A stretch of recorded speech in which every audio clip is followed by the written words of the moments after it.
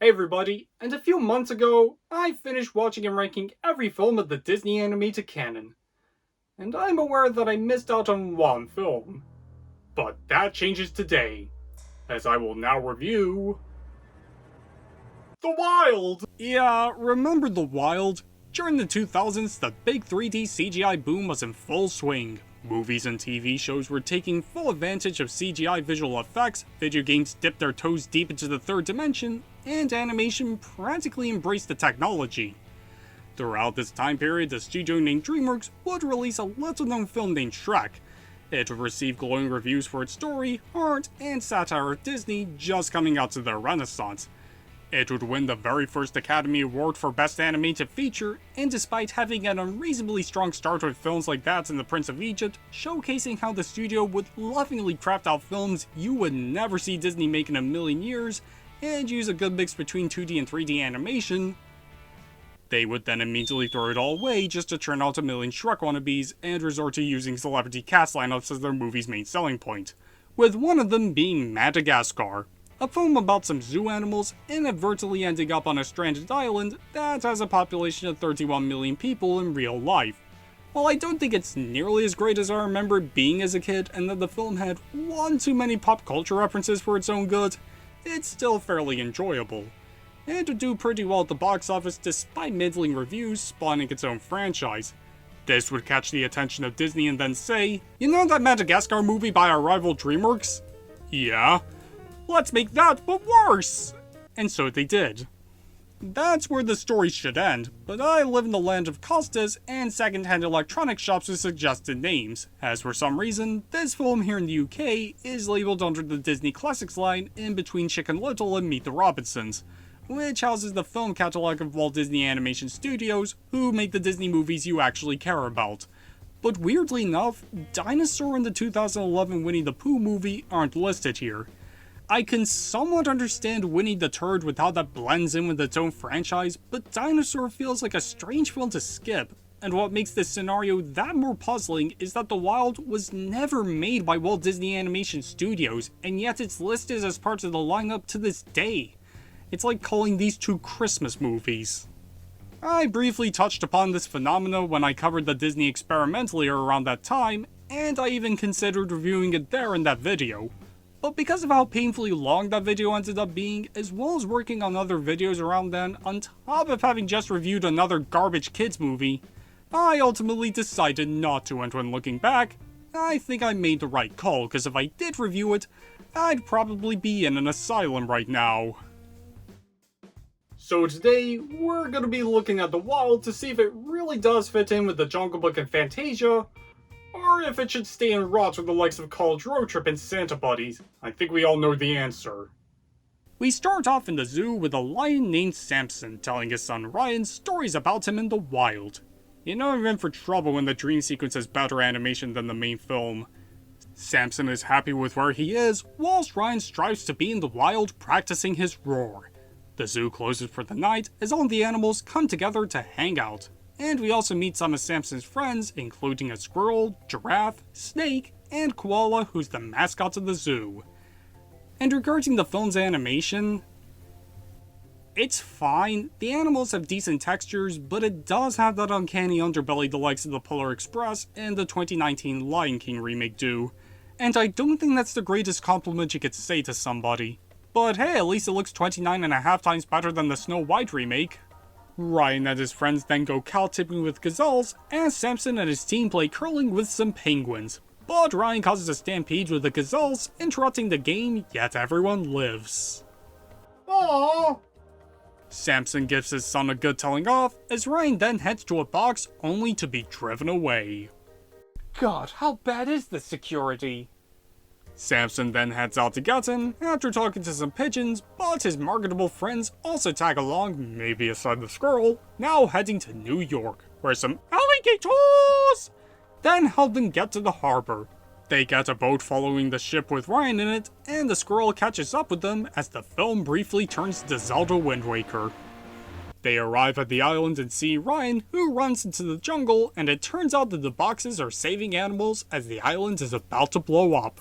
Samson heads deep into the jungle, and after spending more time than we really should have with his hairball, everyone suspects that Samson isn't all he's cracked up to be, eventually splitting up. You're a phony! Hey, this guy's a great big phony! Before we move on, let's quickly address the dialogue here, if you can call it that. As a lot of the time, the characters just scream like children running in circles at restaurants. It's grating, especially for parents watching this with their kids. Like, I can't help but wonder what the script would have looked like.